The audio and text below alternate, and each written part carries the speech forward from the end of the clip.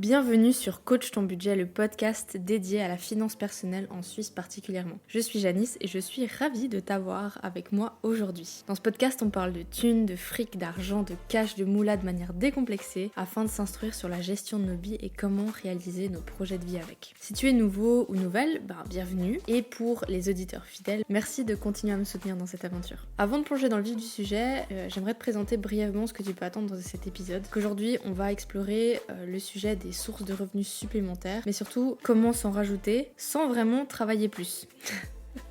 Et au travers de mon expérience, j'aimerais t'expliquer les différentes sources de revenus supplémentaires que j'ai pu expérimenter et ce qu'elles peuvent t'apporter, comment ça peut fonctionner pour toi. N'oublie pas de t'abonner au podcast pour ne manquer aucun épisode, mais surtout de mettre une note parce que ça va vraiment m'aider à le faire connaître. Et tu peux bien sûr me suivre sur TikTok, sur Instagram pour rester connecté et puis participer à la discussion. Mais mon gros tip, c'est de t'abonner à ma newsletter parce que tu as des contenus exclusifs chaque semaine dans ta boîte mail et surtout tu recevras des news par rapport à ce podcast justement. Une dernière chose avant de commencer, c'est que chaque semaine, je répondrai à une question que vous m'avez posée en DM sur Insta ou par email. Et cette semaine, c'est Thomas qui me demande qu'est-ce que je pense des augmentations des primes d'assurance maladie.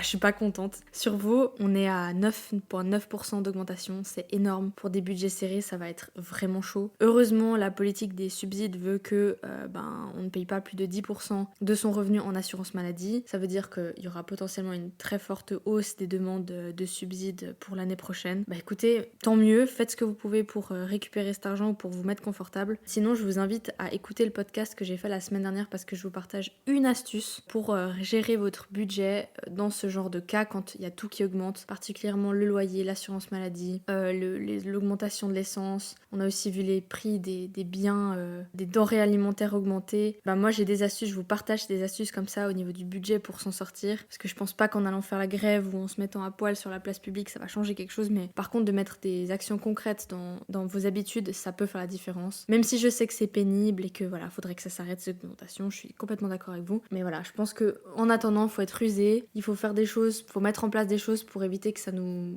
mette la corde au cou et puis que voilà, qu'on se sente étranglé par ces augmentations. Je pense qu'il y a vraiment des solutions et quand on a un salaire plus ou moins confortable, on peut mettre en place ces choses-là pour éviter que ce soit trop désagréable. Donc voilà, si t'as une question à me poser, tu peux me la poser sur Instagram ou tu m'envoies un email, je réponds, j'essaie de toujours de répondre assez rapidement. Tu peux faire comme Thomas, me demander mon avis ou alors poser une question sur, je sais pas, l'investissement, la finance en général, la finance personnelle, une question que tu as par rapport à ton budget peut-être, et j'essayerai d'y répondre. Donc sans plus attendre, plongeons-nous dans cet épisode consacré aux revenus supplémentaires et découvrons tout ce qu'il y a à savoir sur comment se faire du cash en plus. C'est parti. Si vous m'aviez dit un jour que j'aurais plus de 10 000 francs qui rentreraient sur mon compte tous les mois, je vous aurais dit « Mais je vais être méga riche !»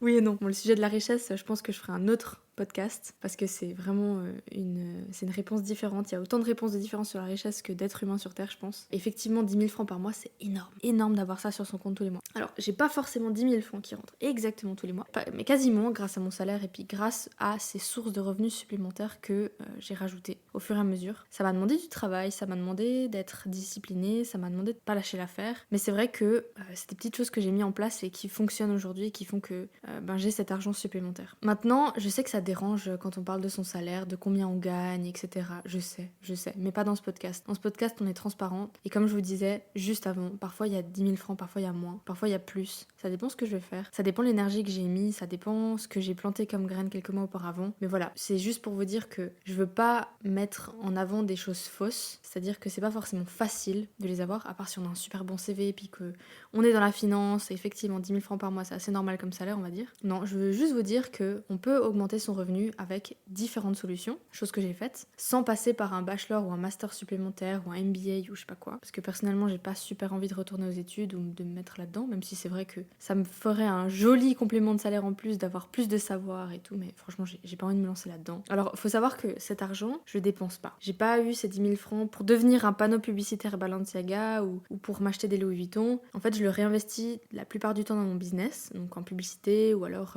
j'embauche des gens pour faire des choses choses que j'arrive pas bien à faire moi-même, par exemple le copywriting, ou alors je paye des factures avec. Et ça peut être à titre personnel, voilà. Mais surtout, je mets beaucoup de côté sur mon troisième pilier, dans mes investissements. Voilà, je garde cet argent en fait, parce que j'ai été dans une situation où c'était ric-rac et j'avais pas d'argent. Et je me dis que un jour, potentiellement, ça pourrait arriver et j'ai juste pas envie de le revivre. Donc voilà, cet argent, je le dépense pas, je le réinvestis dans mon business. Alors, j'avais entendu sur le podcast de Rachel Finance, j'adore Rachel Finance parce que je trouve qu'elle amène, peut-être tout comme moi, je sais pas, elle amène de la légèreté à la finance et elle a un step beaucoup plus évolué, donc maintenant elle est carrément partie à Dubaï et puis elle vit sa vie là-bas, elle a plusieurs compléments de revenus, etc. Donc on n'est pas du tout dans la même vie que moi j'ai. Mais par contre, elle disait qu'elle utilisait, je crois, 10% ou peut-être moins, je sais plus ce qu'elle disait comme chiffre, pour se faire plaisir. Donc les revenus supplémentaires qu'elle avait, elle réinvestissait ou alors elle mettait de côté et puis elle utilisait ces 10% pour se faire plaisir. Ça par exemple, je trouve ça assez cool parce que du coup, il y a toujours une petite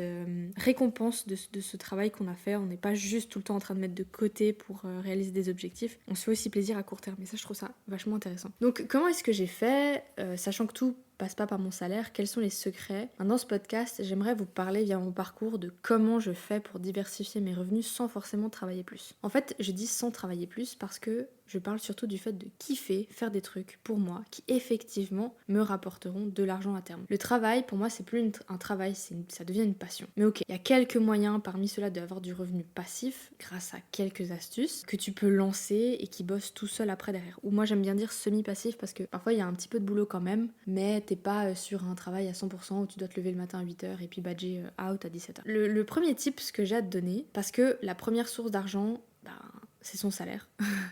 Et là, vous allez me dire, oui, mais attends, moi je m'attendais à des tips sur rajouter des compléments. Mais en fait, je dirais que la première chose à faire, augmenter tes revenus, c'est de changer de travail. Parce que quand on est salarié, c'est son salaire en fait la première source d'argent. Et avant de vouloir se rajouter des sources d'argent, peut-être qu'il faut réévaluer son propre travail en fait, son travail actuel. Je t'explique. Il y a 3 ans, moi j'ai commencé par changer de travail parce que je gagnais très très mal ma vie par rapport à mes compétences. Pour nuancer, j'ai envie de te dire que quand on démarre sur le marché du travail, il faut se contenter de ce qu'on trouve pour se former, mais il faut aussi savoir sortir de ce genre de job à temps parce que justement, souvent on est plein d'énergie, on a envie de faire plein de choses, on est grave motivé et tout, et puis en fait ça finit par, on donne la main, ils prennent le bras, et puis l'épaule, et puis tout le reste. Je pense que s'il n'y a pas forcément des évolutions intéressantes, et puis qu'on commence à ne plus trop apprendre, plutôt à donner trop d'énergie par rapport à ce qu'on récupère en retour, c'est pas intéressant. Pour moi, dans ce genre de cas, il faut changer. Donc le truc, c'est que dans mon cas, c'était pas mon premier vrai job. Parce que je sortais des études, certes, mais j'avais déjà fait plein de stages, j'avais déjà eu un vrai CDI, mais c'était pendant mes études parce que, je rappelle, j'ai fait la HES à Genève et du coup, je travaillais à côté de mes études, donc j'avais un vrai job à côté de mes études, c'était pas juste un job étudiant. Et ce qui était cool, c'est qu'au sorti des études, j'avais déjà, en fait, j'étais prête à travailler, j'étais vraiment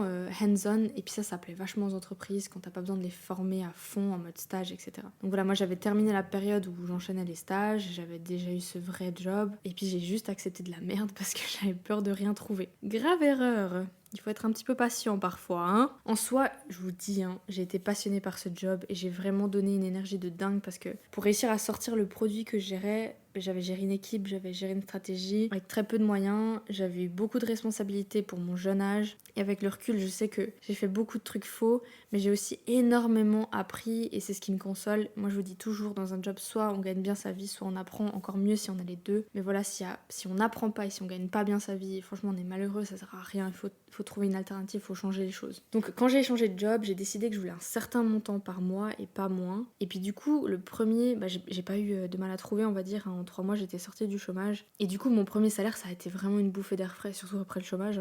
Et me retrouver dans une grande entreprise, ça m'a aussi permis de retrouver une échelle un petit peu plus basse, on va dire, avec moins de responsabilités, mais surtout la capacité d'apprendre de personnes plus seniors que moi. Ça m'a fait vraiment du bien. C'était pour moi un grand step de changer de travail et puis d'avoir quelque chose de mieux quand même. Mais bon, voilà, ces temps, ils durent jamais et je pense que quand on commence à s'ennuyer, ne plus apprendre ou bien ne pas se sentir rémunéré à sa juste valeur, faut changer de job. Ça, c'est ma première astuce que j'ai à te donner. La deuxième astuce, c'est que je me suis posé la question un petit peu au fur et à mesure, c'est que bon, qu'est-ce qu'on vend finalement? Qu'est-ce qui fait qu'on gagne de l'argent à part faire du dropshipping ou se rajouter des contrats de travail, je sais pas, être auxiliaire de vente ou j'en sais rien. En fait, ce qu'on vend à une entreprise, c'est son savoir. Le savoir, c'est quelque chose qui se rémunère. Donc preuve en est, un bachelor vaut moins qu'un master, qui vaut encore moins qu'un MBA. Plus tu montes, plus tu augmentes ta valeur sur le marché et par tes connaissances en fait. Mais comme je vous disais au début de ce podcast, pour moi, il n'y a pas besoin de passer par l'université pour ça. Alors, je ne dénigre pas les diplômes universitaires, j'en ai un moi-même, et franchement, quelqu'un qui a un MBA a tout le respect du monde si c'est bien utiliser ses connaissances. Mais par contre, je parle surtout aux gens qui, comme moi, veulent plus forcément retourner à l'université. Aujourd'hui, le monde du digital a ouvert ses portes à une multitude de domaines introuvables dans les programmes universitaires ou classiques. Et du coup, quand on a déjà une formation, on peut tout simplement s'orienter vers des plus petites formations en ligne pour se spécialiser. Et pour ça, il y a tellement de sites internet qui ont vu le jour, donc entre Coursera, Kajabi, en fait j'ai pas d'autres noms à vous donner parce que c'est les deux principaux que j'utilise, mais je crois qu'il y a aussi LinkedIn qui fait des formations, enfin il y a tellement d'endroits où on peut se former que ce serait dommage de pas les utiliser. Je vais vous parler de nouveau de mon domaine, donc la publicité en ligne, le marketing, tout ça. J'ai pu m'améliorer dans plein de trucs. La publicité en ligne, c'est un domaine qui évolue en permanence. Il y a tout le temps des nouvelles manières de faire de la pub, tout le temps des nouveaux produits publicitaires, tout le temps voilà, ils changent les business managers, il y a tout le temps des nouveaux trucs, et sans compter le fait que des nouveaux réseaux sociaux voient le jour d'une année à l'autre, il faut se former en permanence. Mais il y a aussi la gestion de projet, il y a aussi toutes ces choses sur lesquelles je me suis formée qui n'ont rien à voir avec mon métier, par exemple la bourse. Il y a tellement de domaines où j'aimerais apprendre plus. Par exemple, j'avais suivi une formation, mais ça c'était sur YouTube, de manière gratuite. J'avais regardé comment apprendre à faire du patin à roulettes. Je sais toujours pas d'ailleurs, parce que je me suis cassé la gueule, je me suis fait mal et j'ose plus maintenant faire du patin. Pour vous dire, en fait, j'ai suivi aussi des formations, par exemple sur stratégie d'email. Je me suis vraiment passionnée, et au lieu de scroller le matin dans le train en allant au boulot ou le soir, en fait je faisais ces formations et puis j'ai vraiment pris goût, et je trouve que ça a une valeur ajoutée énorme quand on s'intéresse à ces choses-là. Et en fait, j'ai discuté avec une amie à moi, Aude, c'est elle derrière Oralima avec son associée Natacha, et elle me disait qu'en fait tous les matins quand elle se lève, elle va sur son tapis de marche et puis elle suit une formation pendant 1 heure ou 2. Ça m'a vachement inspirée, je me suis dit ah ouais, en fait moi aussi je dois peut-être faire ma routine. Mais bon, je suis quelqu'un qui, j'ai des routines mais j'ai du mal à les tenir très longtemps. Donc je préfère faire quand je me sens d'apprendre, je vais sur la plateforme et puis je démarre une des formations. C'est aussi ça le truc, c'est qu'on n'a pas besoin d'aller en présentiel forcément. On peut juste allumer son ordi puis le faire depuis chez soi, son ordi, son téléphone dans le train. On peut l'arrêter, la commencer et l'arrêter quand on veut. Puis c'est aussi ça, coach ton budget, hein. C'est un peu le même truc. C'est que vous pouvez démarrer la formation, l'arrêter, la reprendre. En fait, ça mémorise tout là où vous êtes, donc c'est vraiment libre. Et du coup, en fait, ce savoir que vous accumulez, à un moment donné, il pourrait aussi aider d'autres personnes. Par exemple, moi, ma forte expertise en marketing digital, de par mon métier et du coup les formations que je suis capable d'aider une personne qui a besoin d'un coup de pouce dans un domaine que je connais bien. Par exemple, tu es coiffeuse, tu veux te lancer à ton compte, tu as besoin d'un site internet, tu as besoin d'une réservation en ligne, tu as besoin de faire un peu la promo sur les réseaux sociaux. Pour certaines personnes, c'est vraiment très difficile à faire parce qu'elles ne savent pas par où commencer ou comment faire. Ça, par exemple, c'est des choses où je peux aider. Et en fait, au fond de nous, on a tous quelque chose qu'on peut offrir à quelqu'un. Quand je dis offrir, ça veut dire qu'on peut aider et potentiellement le monétiser. Alors je dis pas que c'est parce que vous donnez un coup de pouce à la cousine qu'il faut la charger 140 francs de l'heure. Je dis juste qu'il y a des choses que vous savez qui peuvent aider des personnes qui cherchent des gens comme vous et pas forcément des amis de la famille ou des amis d'eux, et que vous pouvez du coup aider.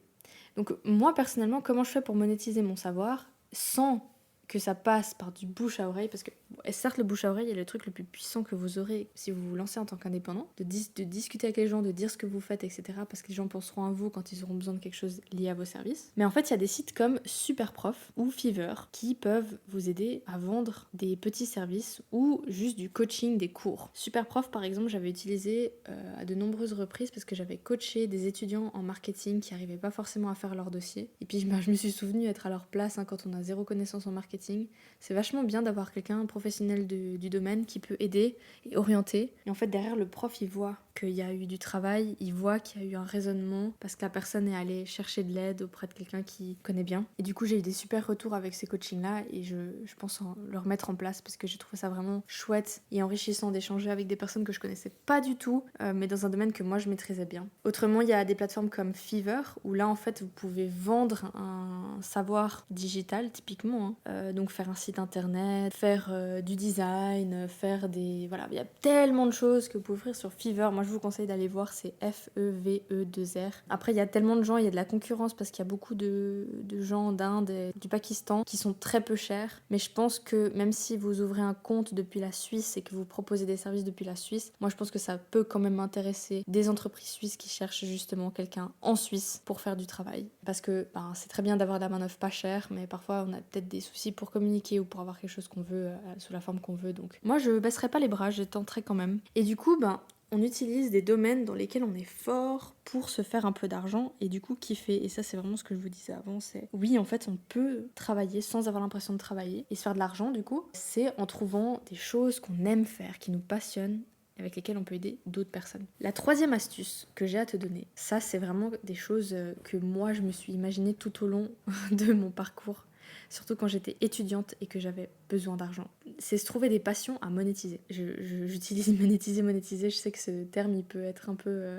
il a peut-être une tendance un petit peu négative, mais on est ici pour se rajouter du revenu, donc j'ai pas le choix d'utiliser ce genre de mots. Par contre, comme je vous le dis souvent dans la formation, c'est vraiment important de se trouver des sources de revenus supplémentaires selon des objectifs et pas juste parce qu'on veut plus d'argent. Des vrais objectifs, non, des projets de vie ou...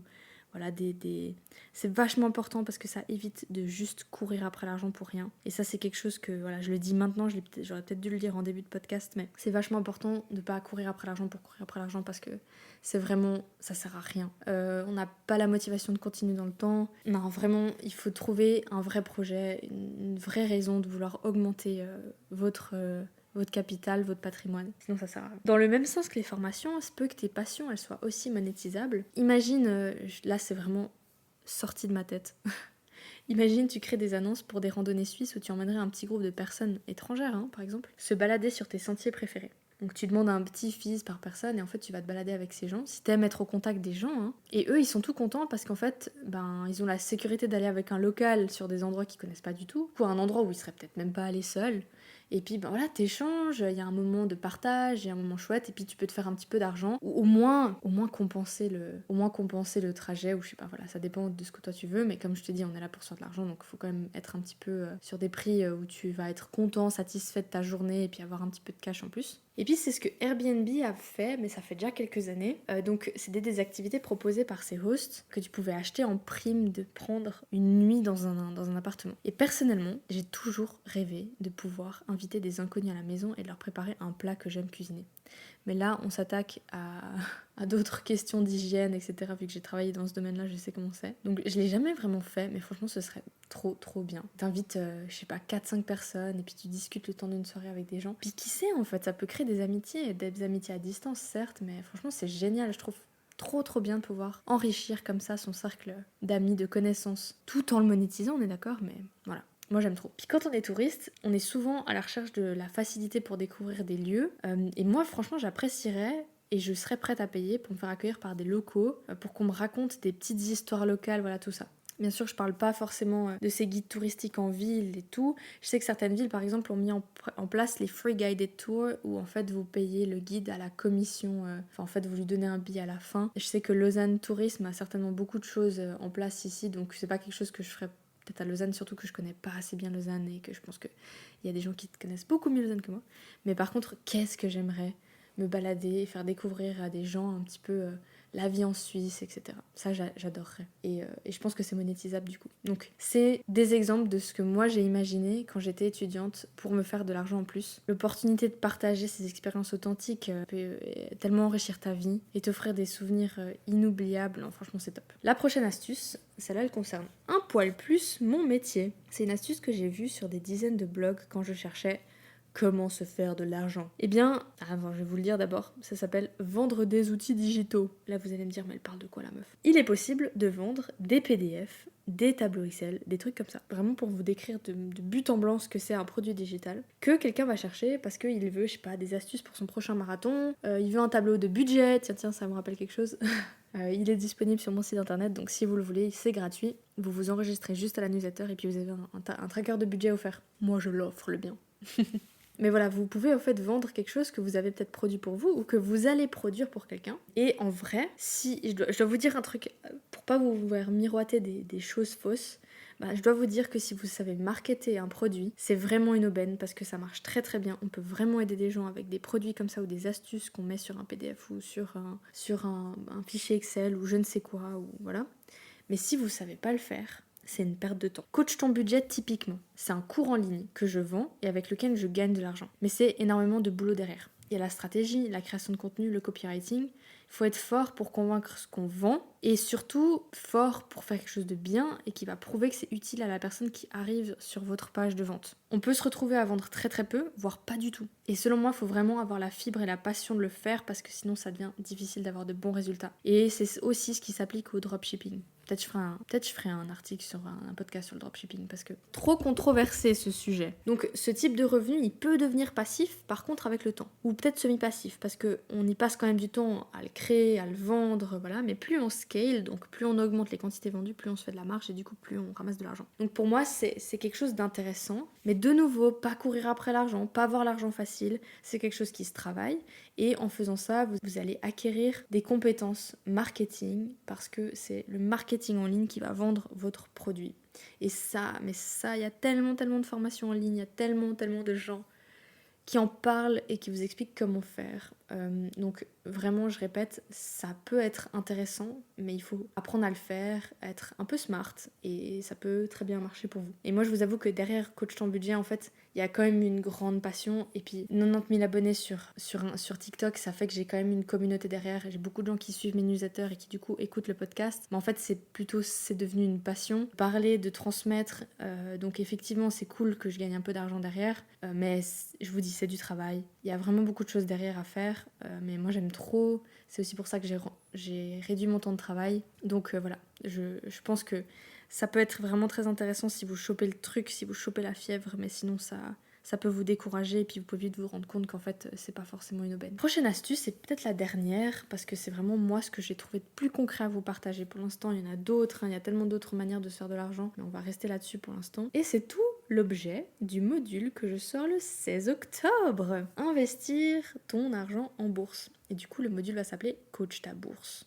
Parce que comme d'habitude, c'est pas moi qui vous coach, c'est vous qui vous coachez avec des informations que je vous donne. Sur quel principe est-ce qu'on peut se faire de l'argent grâce à la bourse ? Il y a deux manières. Il y a la plus-value et il y a les dividendes. Techniquement, ma manière d'investir en bourse, qui est une technique, une stratégie de long terme, c'est-à-dire que je ne suis pas quelqu'un qui trade au jour le jour, je ne retire pas et remets pas mon argent, je trouve une entreprise dans laquelle je crois et je lui laisse mon argent pendant un certain moment, pendant un bon moment.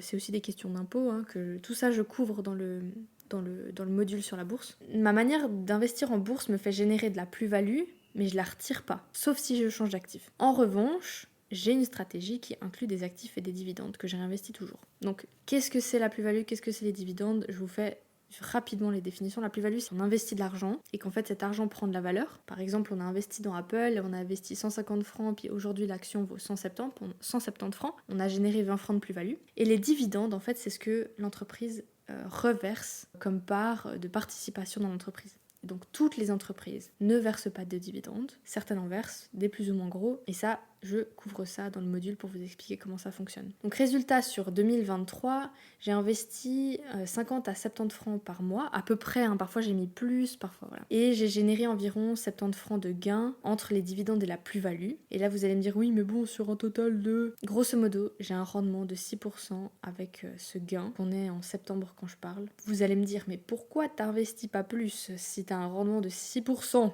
C'est énorme, 6%, c'est génial. Tout simplement parce que ça fait peu de temps que j'investis, ça fait moins de 2 ans et que j'apprends encore et que surtout je teste ma résistance au risque qui devient ultra robuste. Mais non, en fait, tout simplement, j'avais peur de mettre de l'argent parce que je me disais mais si je perds tout, comment est-ce que je vais réagir ? Et du coup, j'ai investi dans des ETF et des actions et puis j'ai bien vu la différence de performance entre les ETF et les actions dans lesquelles j'ai investi et ça m'a fait les pieds parce que je me suis dit ok, l'action, elle va être beaucoup plus volatile que mon ETF qui est beaucoup plus stable. ETF a un peu moins de rendement, l'action beaucoup plus de rendement et du coup, j'apprends. Et du coup, imaginez si j'investissais 300 ou 400 francs tous les mois, combien est-ce que je pourrais avoir non seulement en plus-value, mais aussi les dividendes ? Beaucoup. Et c'est pour ça que je vous dis que c'est un revenu passif la bourse. Parce qu'on pose cet argent, et il fait des bébés tout seul. Maintenant, attention, c'est pas... De nouveau, je cherche jamais à miroiter des choses. L'investissement en bourse, ça demande de se former, de comprendre, de connaître l'analyse fondamentale, de savoir comment une entreprise fonctionne, de ce que c'est la bourse, etc. Et c'est tout pourquoi j'ai fait Coach ta bourse qui sort le 16 octobre. C'est vraiment pour vous montrer la base de comment est-ce qu'on investit en bourse. Parce qu'investir en bourse, c'est pas de la merde, c'est pas un petit truc facile, ça peut faire peur, mais c'est aussi vachement intéressant et pour vous et pour l'économie. Donc je vous incite réellement à vous pencher là-dessus si ça vous intéresse, mais vous en avez encore peur. Donc si vous avez peur d'investir, sachez que la plupart des troisièmes piliers le font pour vous. Donc quelque part vous investissez en bourse, mais en plus via les troisièmes piliers il y a quand même des avantages fiscaux. Donc par exemple, Viac, c'est une application qui va vous aider à choisir votre profil de risque et du coup investir en fonction de votre profil de risque et de vos envies. Vous voulez investir qu'en Suisse, dans le monde, dans certaines devises, dans une seule devise. Vous avez un horizon de temps très large, très court, voilà. Viac va vous aider à le faire. Et c'est pas un placement de produit, parce que j'ai pas de code à vous donner. Par contre, c'est vachement intéressant. Je couvre ça aussi dans le programme. Donc cet argent, je vous conseille de ne pas l'utiliser pour des dépenses, mais de toujours le réinvestir, que ce soit de la plus-value ou que ce soit du dividende. En fait, il fait partie de votre patrimoine de toute façon. Cet argent, il est dans votre fichier Excel, il fait partie de l'argent que vous possédez, mais au moins il fructifie, au moins il fait des bébés. Donc le touchez pas, laissez-le faire des bébés et rajoutez tous les mois. Et du coup, ça va augmenter votre patrimoine. Alors certes, c'est pas un salaire qui tombe tous les mois, mais il augmente votre patrimoine. Donc c'est pour ça que l'investissement en bourse est quand même vachement intéressant. Donc voilà, on arrive au bout de mes idées que j'ai à partager et en fait, je voulais vous demander si vous aviez d'autres manières d'augmenter vos revenus parce que je suis toujours très curieuse de connaître ce que tout un chacun fait pour améliorer sa vie ou bien step up. Donc si vous avez une expérience à me partager, n'hésitez pas à m'écrire à janice@coachtonbudget.com et puis aussi à me poser une question, comme ça j'y répondrai peut-être au prochain épisode. L'échange d'idées et d'histoires pour moi c'est une source d'inspiration parce que je peux aussi la partager à de nombreuses personnes.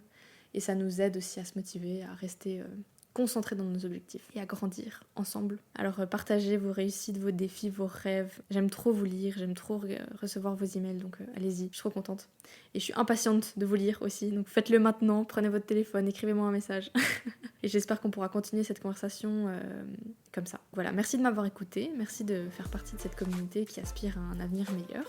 N'oubliez pas de me laisser une petite note sur votre application de podcast parce que ça m'aidera à faire connaître le podcast. Si vous avez des questions, vous savez où me trouver et sinon vous pouvez aussi partager ce podcast à d'autres personnes que ça pourrait aider. Et moi j'espère vraiment que ça vous a aidé. Donc je vous fais plein de gros bisous et vous dis à bientôt pour le prochain podcast de Coach ton budget.